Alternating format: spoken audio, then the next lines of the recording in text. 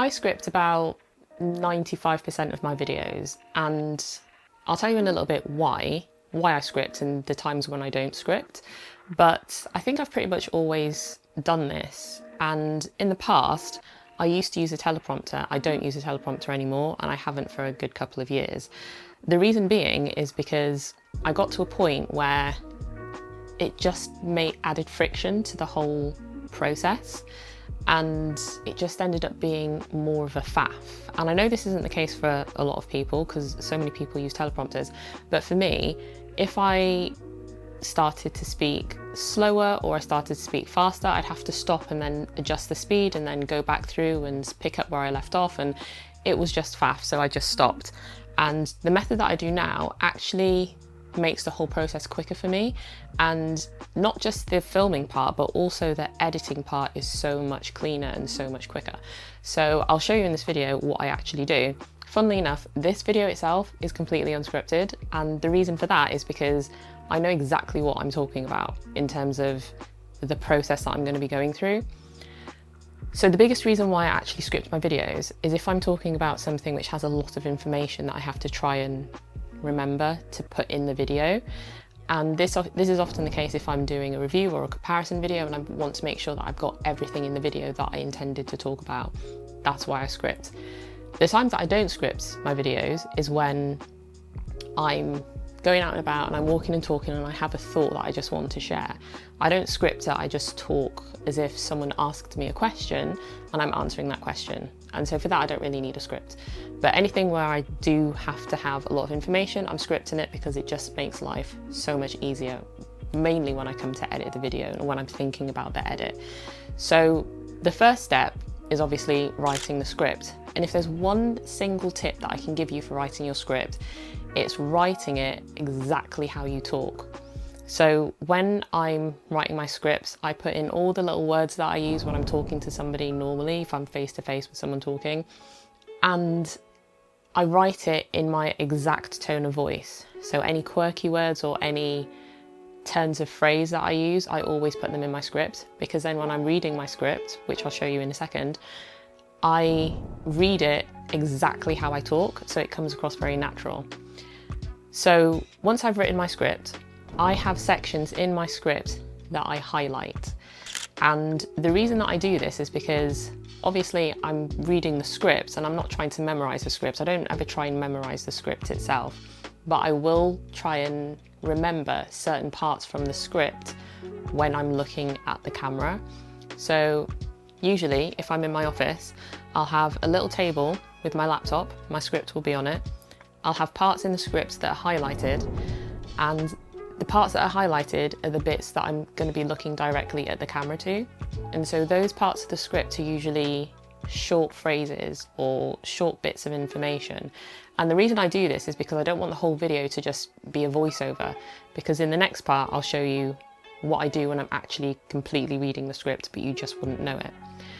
So with the highlighted parts, I want those to be looking at the camera and they're very quick to deliver to the camera. I've had the Ray-Ban Meta Smart Glasses now for well over a year.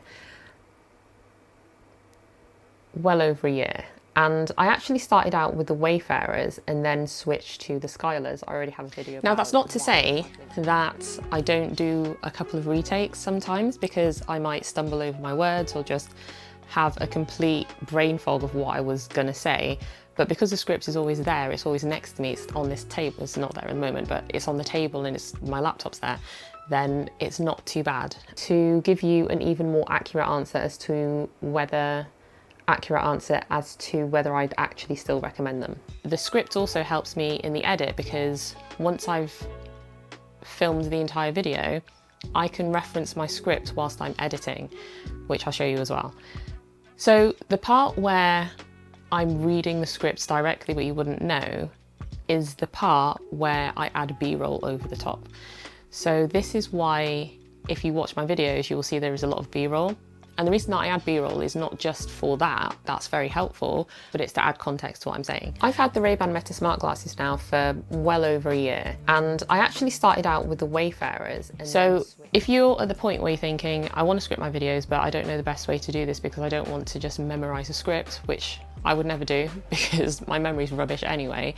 This is, for me, this is the best way, and I've been doing this for a good few years and it works every time and it helps me get videos out very quickly. So what I do next is, in the edit, I cut up the talking head as usual. So I clean it up, I get rid of any sections which have long pauses or anything like that. And the other thing that I do, which I should have mentioned actually, is in the script, I separate my script into sections and I number them. So at the start of each section, when I'm talking, I will call out that number so that I know roughly where I am in the talking head. And again, it just makes it quicker to edit because I edit then in sections. And I also add chapters to my videos as well on YouTube. And visually in the video, I will add sections with motion graphics, which you've probably seen. And so it just, again, it just helps speed up that workflow in the edit when I actually call it out in the video. Why I mainly use them, part one.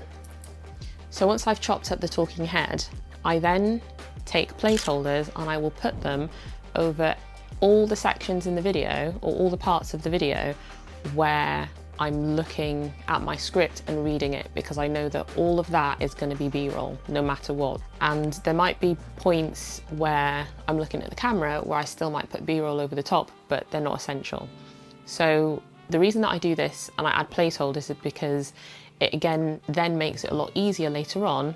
If I step away from my edit, I can come back to it and know, okay, I need to put B-roll in this place, I need to put B-roll in this place. And once I've added a very brief draft of the placeholder clip, so I've just add a long placeholder clip over the parts where I'm looking at my script and reading, I'll go through and I'll chop it up thinking about what clips are going to fill that space, and then I'll label them. So that becomes my visual shot list. I used to make a list, like an actual checkbox list, but again, it took longer because I wouldn't necessarily know where on the timeline I wanted those B-roll clips to go when I looked at my shot list and filmed the clips and then looked at my timeline. Whereas if I do it like this, where I chop up the talking head first, then add the placeholders and chop those up with labels, then I know exactly where those B-roll clips are going to go and how long the B-roll clips are going to last. So when I'm filming the B-roll clips, I know, okay, this clip only needs to be 4 seconds long, this one only needs to be 8 seconds long. So I don't overshoot and I don't undershoot, which again speeds up the process because I just do everything in one go.